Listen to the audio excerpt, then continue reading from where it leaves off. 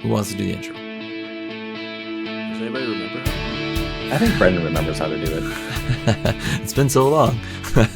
Hello, everyone. Oh, there we go. Now we're fighting over it. Oh, well, we can't come to an agreement. Steve, if you'll do the honors. Well, I'm getting interviewed for this one, so one of you two should do it. Okay. Otherwise, it's going to be a really Welcome to this week's Steve-heavy of the episode. Solutions Brewing Podcast. Steve is cracking beers. Oh, Brendan's cracking beers. Mm-hmm. Rob doesn't know what he's talking about. And Steve has stuff to say because he just went on a trip to California. Yes. Well, after that rousing introduction, yes, I, as we have done when one of us has traveled to a faraway locale, when upon the return, there has been a little bit of an interview, and I was recently down in the California Napa Valley area for. Now, this region is well known for its locally crafted beers.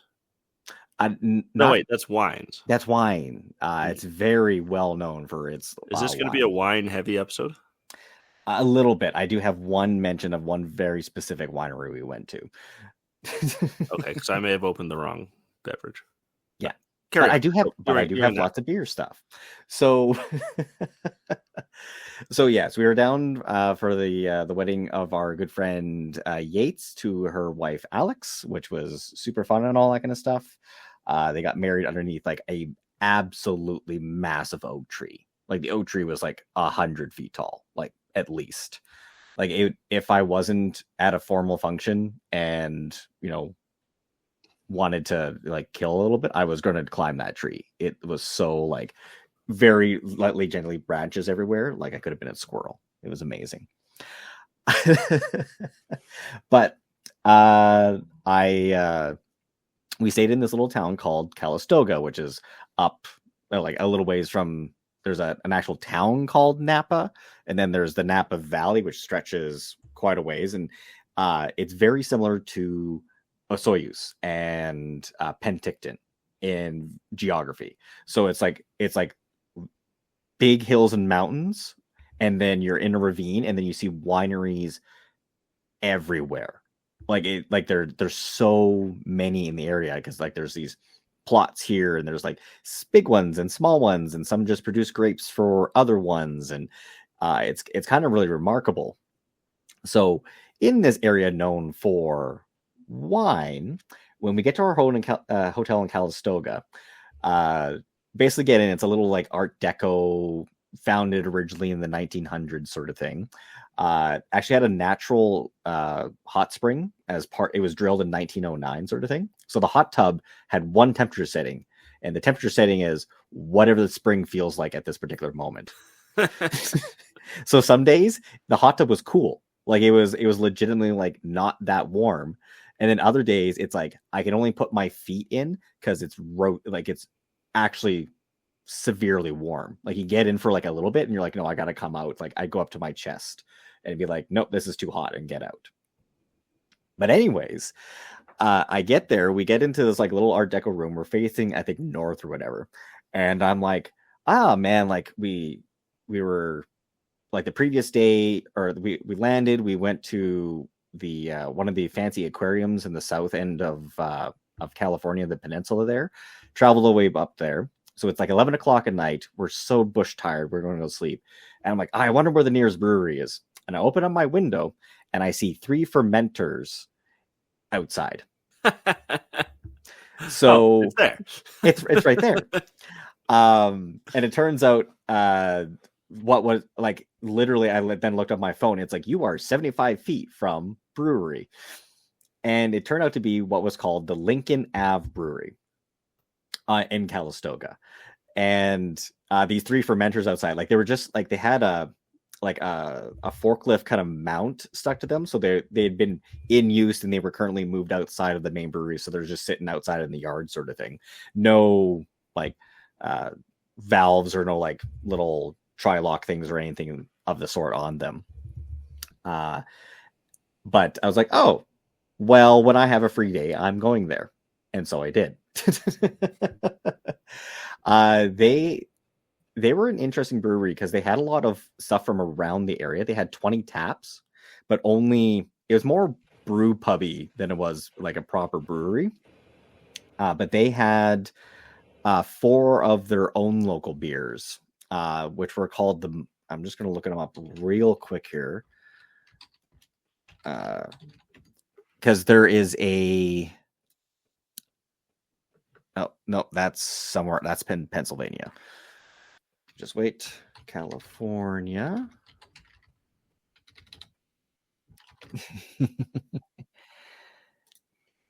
Yeah, it doesn't actually have a proper website or anything like that. It literally is just like, we exist, and is run by the local meat man, the meat man of Calistoga, who I met. He invited me to go to his meat shack the next morning. That sounds a little sketchy, Steve. True. Everyone I have told the story to come check out my meat shack. But apparently he's like the local smoke, like he's owns a local restaurant called Local 707. That's like a smoke barbecue place. So in the morning he does like all of that kind of stuff, and then at the evening they take like whatever's like, they take a bunch of that over to the brewery and they sell a bunch of that out of there. But I'm going to say here, let's see if I can find it. It was called like the mudslide, because there's a big thing about like slides of like, yeah, get in there in a mountainous area. And it was their local pale ale. Very, very, very tasty. But I was having fun interacting with the locals and chatting around with everyone. So that was one of the first breweries that we visited. And it was like literally, I saw the fermenters out of my window. Any notable beers? They had a huge amount on their list, but I didn't get to try that many because we had just gone out to do some wedding adjacent stuff and came back, and I was like, I'm going to grab one and then like turn in for the night. So I was talking to some locals and that, but they had a few that I will mention in a bit that I did get to try, which was from Hen House, but well, that's like 2 breweries from now. The second brewery we managed to try is again on the main road to Calistoga. And again, it's a nice like little walkable, like it's only a couple blocks long as this main street. So you could just like go down one way and come back the other way in like less than 10 minutes. And that was Napa Brewing Company, which they started in 2017, so fairly recent, but they had their main brewer is very similar to us. Started as a home brewer, basically entered a bunch of competitions in the area and got recognized for winning basically silvers and golds in brew competitions, and eventually went and got his formal education in brewing, and now works out of this little brewery in Napa and makes some very excellent beers. So me and Kelsey did 2 sets of flights there to basically cover all bases. So there was a Schwartz beer, I was going to say Riverfront was their East Coast IPA. They had Island Coast, which was their West Coast IPA, and a few Pilsners, a Munich Oktoberfest type beer. My favorite was their West Coast. It was the Riverfront. Very That's the reason. Very well balanced. There's like hoppy, like aggressively hoppy, but not overstaying its welcome. So when we returned the next day with, or I was returned a couple days later with friends, I just drank just that. I was like, I liked this beer. I'm having this beer. But yeah, they had, this place was amazing. So their patio, they had like a little bar you could go up to, and there was seating and all that, but it was right beside what they call the Napa River, which is more like the Napa Creek. Literally, like the amount of water going through is like a trickle. Like I think the water I saw from their big bridge, no more than 4 feet wide at the widest I could see. But it's a drought in the true, and it's probably a little bit higher, but there was a lot of greenery in that valley, so I don't think it gets like in the bit of the river culvert almost. That I don't think they get a lot of a lot of water there unless it's actually raining. Mm-hmm. And but it was like this covered patio, and they had a whole bunch of different types of seating. So they had some stuff underneath like pergolas, and then they had a couple outdoor fire spots where you could go, and then some more like lounge seating stuff, all like open air. And it was great food and great beer. So if you guys find yourself in wine country, go to that brewery. Duly noted. And then one of the other days, so one of the other guys who, through a very long, convoluted story, just in case I need to adopt him, even though he's 32 years old, my son Nathan and I went, because we had a bros day. Basically, both his fiance and my wife were busy doing like wedding stuff. So we're like, let's go choose a brewery in the area and go to it. And I found this one called Crooked Goat Brewing. I'm like, I love the name. Let's go see it. And it was only like this was the funny thing. It was a 30-minute drive, and it was only 20 miles because we were basically curving through all of the mountainous terrain and stuff in the area. It was beautiful country. Again, beautiful, beautiful country, but holy crap. Mountain people, basically. So Crooked Goat Brewing was very interesting because I'm just going to bring them up again here. No, I closed them down to look up something else. Crooked Goat. So like many breweries, they don't have food there. There's a lot of local like pizza places and all that kind of stuff that deliver to there. And the place that we were in, which was Sebastopol, got from the local, I think it was called Acre Pizza like very like New York style in California, like very, very good pizza. But I'm just going to send this stuff to you guys so you can check. They're in the tab.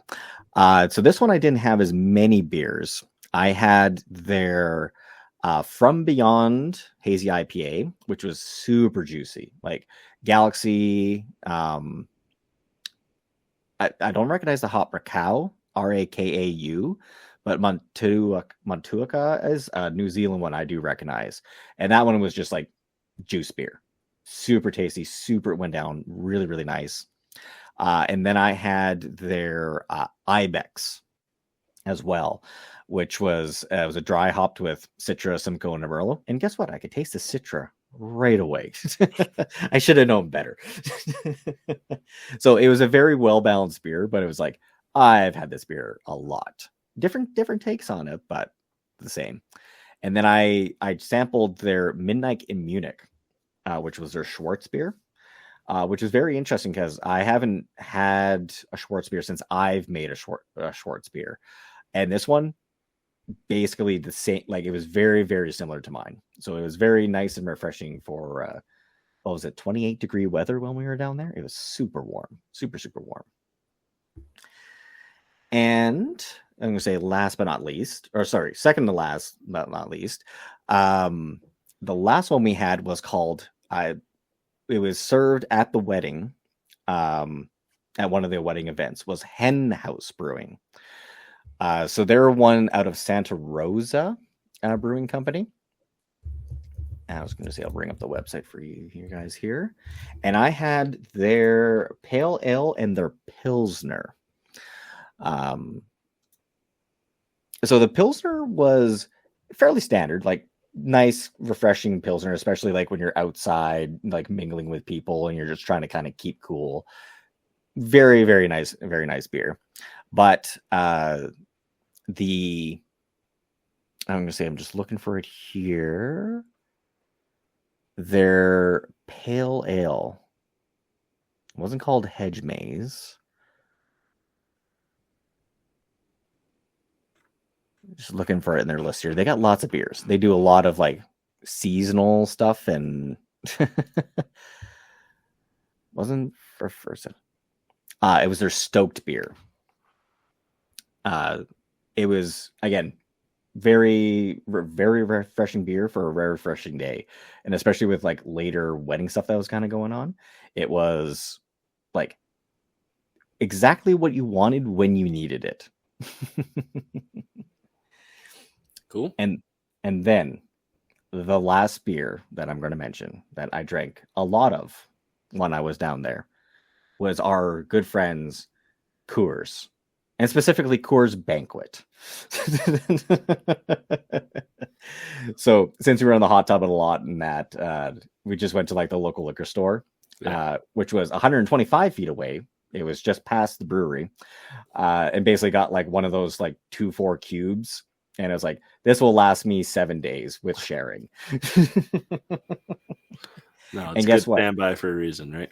Yeah. And guess what? Coors Banquet does not taste any different in America than it does in Canada. So overall, it was a very good kind of beer journey while we're down Napa. Like there's tons in the area. Like if you went down specifically, like you could hit a new brewery every 10 miles or so. If you really wanted, because they're just spaced, like there's these little towns, these little spots that like wineries all around, but then a neat little thing just there. You're like, oh, I'm gonna pop in and see that. I'm just gonna bring up the last thing I'm gonna mention.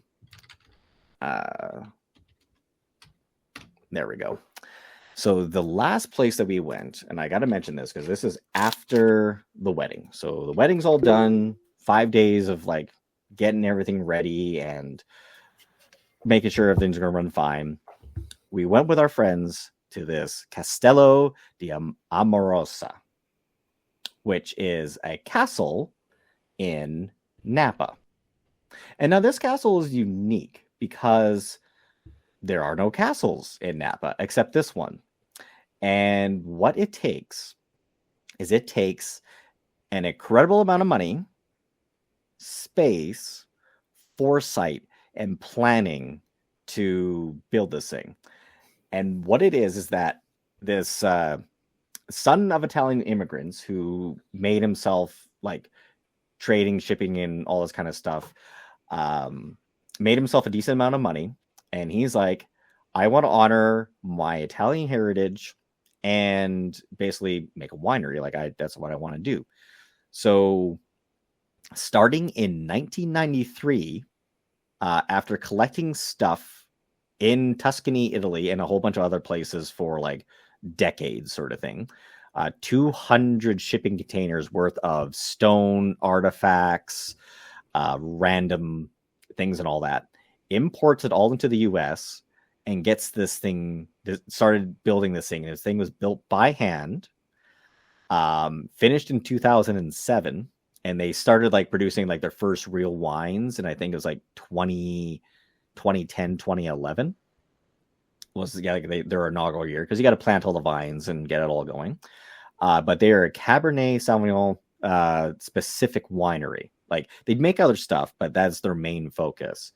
And this castle, it's not based on any castle. It's based on 6 Tuscan castles and villas that the owner was like, I want to take bits out of all of this stuff and put it together. And then as well, he's got frescoes in there. So recreations of like legitimate frescoes from Italy on the walls of this thing. And it is incredible. Like the amount of money, the amount of like hand like art that went into this stuff had to be made by hand. Just incredible. And then it's an entire, like it's a winery. So we got to see a little bit of the production side, but I saw at least, I think 30 stainless steel vats that were roughly, they varied in size, but the smallest ones were 10 hec and the largest ones were 50 hec. And I heard, and then the lady told me there's a few that are up to 100. They do 30,000 cases a year, and that's it. Like they just make that, and that's their thing. And it's built into a mountainside and has cellars that go, I think, 3 levels down. That they basically buy tubes. Again, this all had to be designed. That it's all pumped down into the cellars, put into casks, sits in the casks for however long time, and then they open the casks and pump it all back up and get it bottled outside of the cellar. Wow. Yeah. So, and in just a mind-bogglingly amount of time and money went into this place, and it made great wines. That was what I was going to ask. And the wine was terrible. The wine was great. Some of their very expensive wines were excellent, but very expensive. There was one we sampled that was about $130 a bottle, and that's in US. So that's almost like 4,000 or 5,000 in Canadian. Yeah, in whatever in the conversion to rubles is. I'm still waiting for my credit card statement just to scare the shit out of me. But yeah, like just oh yeah, and then it was there's the other thing. There's tour guides there to take you on because we went on the tour and then the tasting, and they're all Italian because they all got to speak about like what inspired the various parts of the castle at various times and where it came from and all that. So it's all people in like Italian historians and stuff. It's so weird. It's so weird. Cool. Yeah. So yeah, that was my adventure. I was, and then horrendously tired on the way back because, yeah, I flew back on Tuesday, got back late, so missed the meeting, and then it's like Wednesday. I'm like, I'm still dead. Leave me alone. It's not even that much of a time change. No, it's an hour time change. That's it. They're on Pacific time. Well, sounds like a hell of a trip. Yeah. So Napa Valley, great destination, great beers, and apparently great wines. They're in the area. But yeah, no, seriously, like so many wineries. Holy man. Perfect. Well, it's called wine country for a reason. Yes, it's called wine country for a reason. And there's a reason why a lot of these places score like their bad wines score like 93 on the 100-point scale for like judging. It's kind of crazy. Oh, it's all political. You know. Oh yeah, I had some terrible ones. I'm not going to name which winery it was from, but god awful.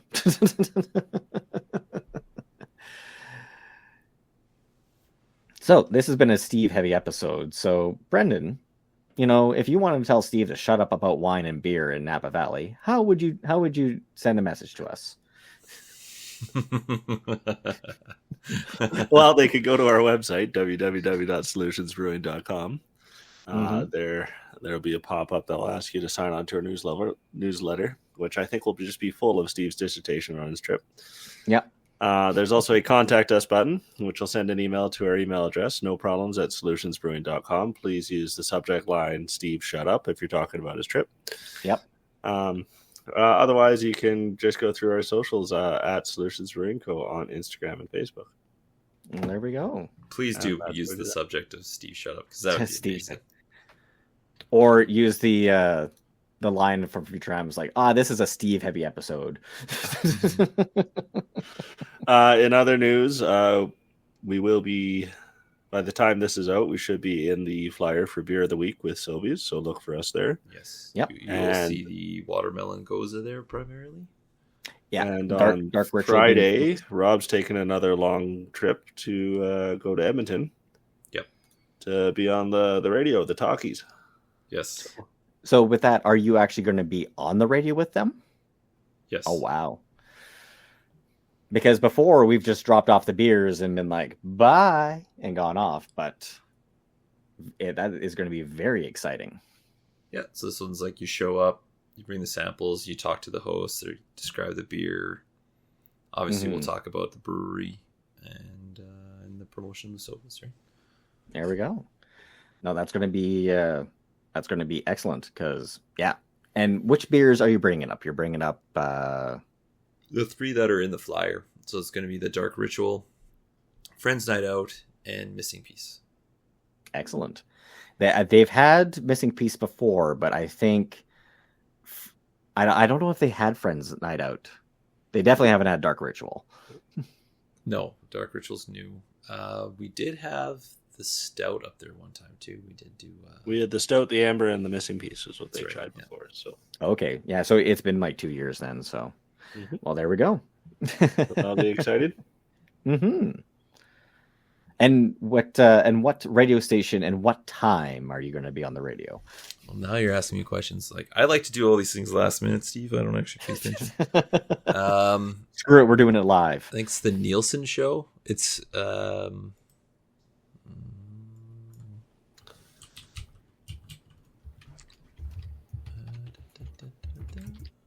we're pulling it up. Calculating. Yeah, The Nielsen Show with Lieutenant Eric, that's the one. the flagship show of Evidence Sports Radio. Yeah, Dustin Nielsen and Lieutenant Eric. So it's the Edmonton Sports Talk. It's live. It is a live broadcast, so it will be TSN 1260. and it's going to be around 8:40 a.m. Friday morning. 8:40 a.m. Alrighty. Well, Yeah. I, for one, will be tuning in. And so will I. But you better not say anything to disparage our lovely Flames and everything to disparage the Oilers and the Elks. And Rob, you should not tune in because the feedback will destroy the radio. Yeah, right. Yes.